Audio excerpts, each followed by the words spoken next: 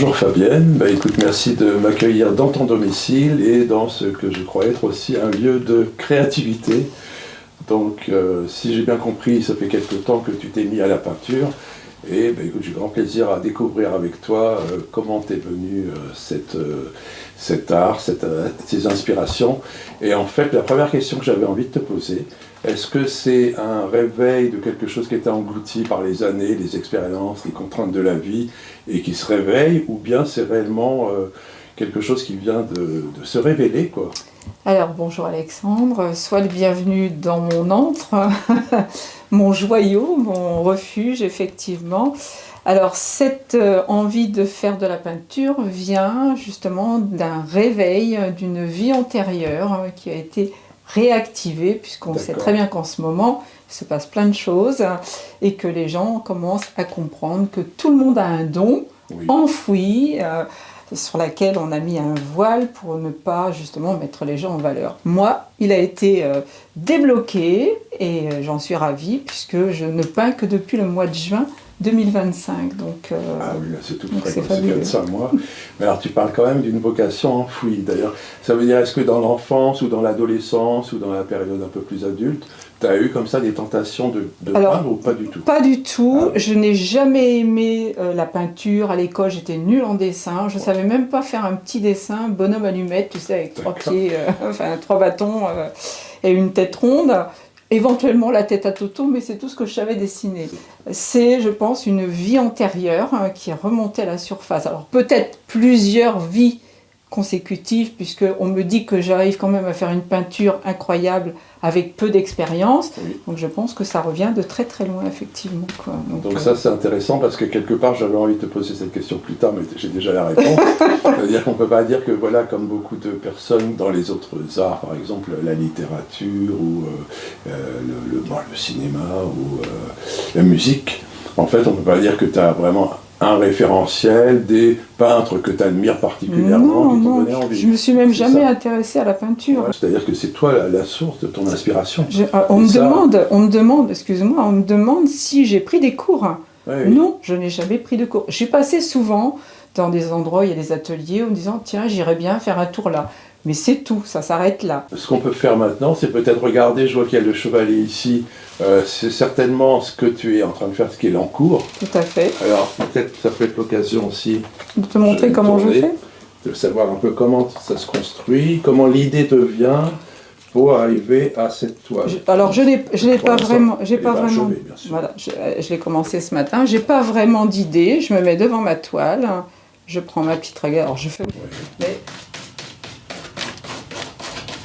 montrer comment je fais. Alors là, je suis en train de faire une cascade. D'accord. Parce que je pense que c'est ce qui va se dessiner. Mais quelquefois, je commence une toile et je ne sais pas du tout où elle va aboutir. Elle peut être complètement ratée et retransformée au fur et à mesure. Voilà. Alors ça, c'est vraiment intéressant comme approche parce que ça veut dire que tu n'as pas une décision initiale dans la genèse qui te dit tiens, aujourd'hui j'ai envie de commencer par ça. Non, pas du tout. Et si tu te lances et tu te laisses guider, voilà. En fait. Je suis connectée là. C'est ça. Je suis connectée à mes mémoires anciennes, je pense. Tu vois, je peux faire des choses. Alors voilà, on a beaucoup de chance, on a la création du tableau en direct. Ah oui, vous allez savoir comment je travaille. C'est ça. Je pense qu'il y en a qui se sont beaucoup interrogés à ce sujet-là. Mais... Bon, après, je la transformerai peut-être, mais... Non, je peux faire...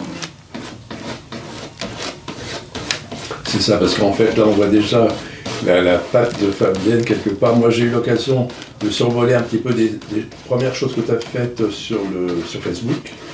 Et vous voyez que c'était très original, parce qu'il y a beaucoup de... En fait, ce qui est intéressant, justement, quand je parle de source, c'est qu'on ne va absolument pas le rattacher à un courant particulier. C'est du Fabienne. Voilà, c'est ma patte. Voilà, tu vois. D'accord, et évidemment, après, ça peut évoluer, ça peut être aussi achevé en tel quel. Je vais faire de l'eau, je vais faire... Non, il y a d'autres choses qui vont me venir. Là, pour l'instant, voilà, c'est ce qui me vient pour vous montrer... C'est ce qui est bien. Alors, ce qui est intéressant, c'est que, en fait, est-ce que tu es traversé quand même par des images ou par tu penses à la nature, tu penses à la mer, tu penses à la montagne, ou Pas du absolument tout, pas. pas du tout. C'est ta main qui te guide en fait. Tout à fait. Je suis connectée avec le monde céleste, comme je dis souvent. D'accord. Parce que c'est à travers eux que je m'exprime.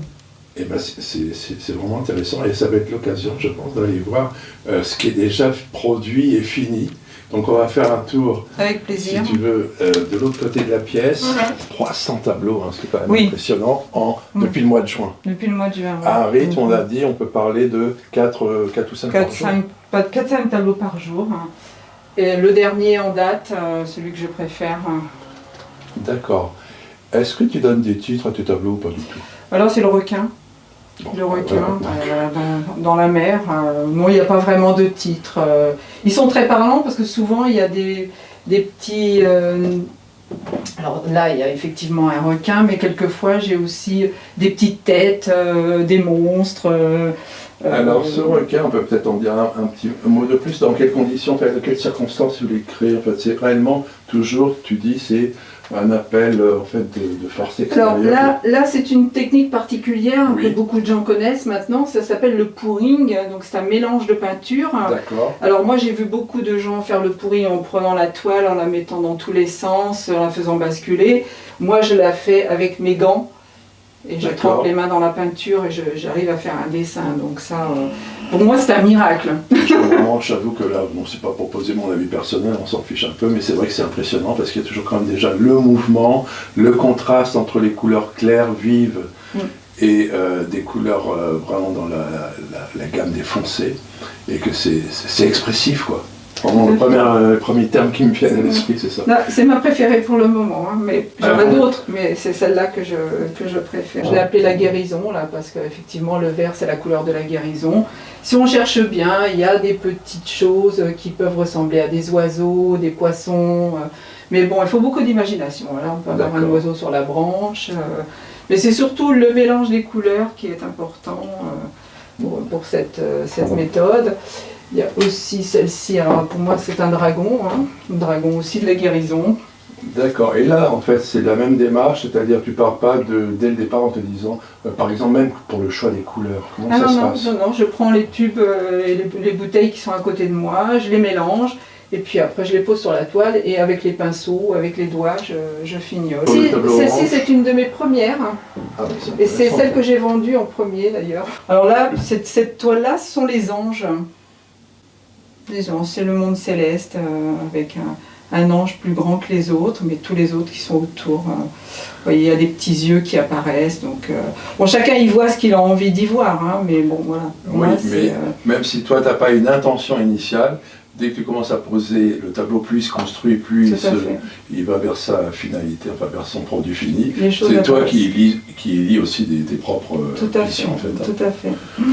C'est toujours intéressant chez une artiste de voir qu'est-ce qui a été à la jeunesse, quoi. En fait, si on a parmi ceux qui sont affichés au mur, qui sont éventuellement parmi les premiers, tu peux nous le dire. Alors, je parlais du confinement tout à l'heure, je vais te montrer les deux que j'ai fait pendant le confinement, tu verras la différence. Tu veux le mettre comme ça peut-être?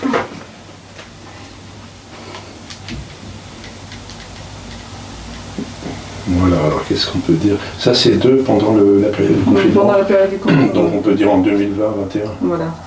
Mais bon, c'était vraiment pour faire comme tout le monde, puisque tout le monde se mettait à être créatif pendant cette période-là. Oui, c'était un peu pour purger pour éviter l'ennui. Tous les problèmes psychologiques induits par les circonstances, on va dire. Ici, on a une Felouque sur le Nil.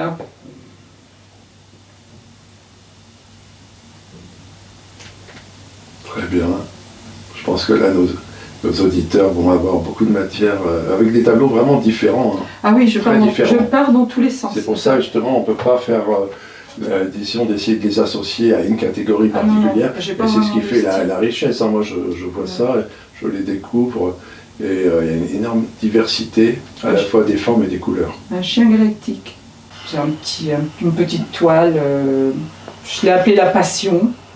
La passion entre deux êtres, hein, puisqu'il y a l'ombre de deux personnages dans un monde passionnel. Parce que même quand on est amoureux, même quand on a une vie amoureuse très intense, il peut y avoir aussi des parts d'ombre. Des zones d'ombre. Tout à fait. Et puis là, on a quand même l'orange qui est couleur du feu, couleur de la passion. Le chakra. Voilà, on est dans les petits. Là c'est la lune rouge qui a eu lieu il n'y a pas très très longtemps. Et celle-là, elle m'est venue aussi tout simplement, quoi. C'est impressionnant parce que ça tient vraiment la route, quoi. C'est quelque chose qui a la grande diversité des formes, des couleurs et de la symbolique. C'est-à-dire que ça renvoie quand même si on n'est pas au courant du titre, en chacun, ça va renvoyer. Vous savez de quoi ça parle. Oui, c'est ça, ça parle. Je suis née en Bretagne, donc je connais les paysages bretons. Je crois qu'on a reconnu une mouette là en haut à droite. Tout à fait, il y a des mouettes un petit peu partout. Oui, et il y en a aussi en haut à gauche. C'est vrai qu'elles sont mêlées, c'est ça qui est subtil. C'est en fait, elles sont intégrées aussi dans la zone de la mer. Tout à fait, elles décollent. Elles ont pris un poisson, et puis elles s'en vont la déposer dans leur nid peut-être. C'est un bon exemple aussi pour, je pense, beaucoup de personnes. J'espère que ça va les encourager. Ah bah oui. On a parlé de vocation, effectivement, je pense qu'on est dans une... Bon, j'extrapole un peu, mais dans un système qui inhibe les vocations. Et là, il y a un encouragement, j'espère. C'est aussi le but, moi, de cette galerie des talents que je suis en train de réactiver pour redonner envie aux gens qui laissent inhiber des vocations, qui demandent qu'à éclore. Il ne faut jamais dire « je ne sais pas, je ne peux pas ». Il faut faire. Moi, j'adore faire les palmiers aussi. J'y vais, je ne sais pas ce que je vais faire en réalité. C'est mon bras qui est presque guidé. C'est comme si j'étais incarné d'un peintre qui me fait des petits coucous de l'au-delà, j'en sais rien. Il saisit ton bras et puis voilà. Voilà, le tableau. Et ça se transforme. Alors là, tu vois, tu as un visage là en haut. Voilà. Peut-être qu'on est dans la jungle. Alors, on va essayer de le zoomer. Et puis, on voit qu'il y a quand même du relief. Ah oui, effectivement, le visage apparaît. Et puis, il y a une épaisseur, quoi, en fait. Il y a vraiment du relief. La question qui se pose, comme pour tout artiste, c'est un petit peu les perspectives. C'est-à-dire, est-ce que pour toi, l'idée, c'est de rester... disons, dans une activité en termes de loisirs qui te fait du bien et qui est pour ton plaisir personnel. Est-ce qu'il y a d'autres perspectives avec, pourquoi pas, l'apparition dans des galeries ou dans des expositions ou des ventes de tableaux? Alors où est-ce que tu en es par rapport à ça et surtout quelles sont tes perspectives? Alors je vais commencer par dire, je vais continuer à faire les choses pour mon propre plaisir. J'en ai déjà vendu quelques-unes, j'en ai 2 ou 3 qui sont réservées pour la fin de l'année et j'espère bien pouvoir les vendre au maximum. Donc effectivement, je vais faire tout mon possible pour, si on me reconnaît dans une galerie ou autre, oui, j'y vais, je fonce, bien sûr. D'accord, écoute, on peut peut-être terminer sur la très belle fleur qui est juste en dessous. Alors cette fleur-là, c'est incroyable, elle a plu à tous les gens à qui je l'ai montrée. Tout le monde l'a trouvée très puissante au niveau vibratoire, alors que pour moi, quand je l'ai faite, elle était ratée. Ah oui, non, comme quoi, vrai. La perception n'est pas la même chez les gens.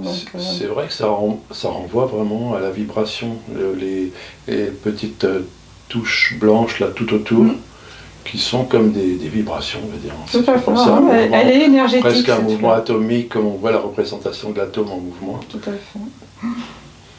Écoute, ce sera une très belle fin avec cette fleur. Merci encore Fabienne. Merci à toi Alexandre, merci du fond du cœur et puis merci aux gens qui likeront ta vidéo, qui la partageront. Je pense que là, ils ont beaucoup de matière. Il faut vraiment être insensible pour ne pas avoir un écho ou une réponse au tableau.